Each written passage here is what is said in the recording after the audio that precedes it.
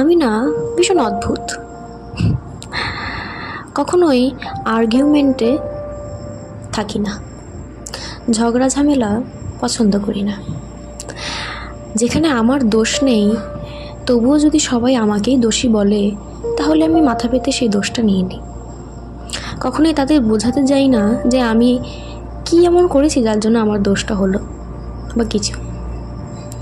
কখনোই কাউকে কিছু বোঝাতে চাই না যে আমার মধ্যে কি চলছে। কেন জানো? কারণ আমি মনে করি আপন মানুষ পৃথিবীতে নেই। সবাই নিজেদের স্বার্থে চলে, কেউ কারোটা ভেবে কাজ করে না, সবাই নিজেদেরটা ভেবেই কাজ করে। তাই কাউকে নিজের মনের কথা বলে কিংবা কাউকে নিজের মন খারাপের কথা বলে কি লাভ, তাই না?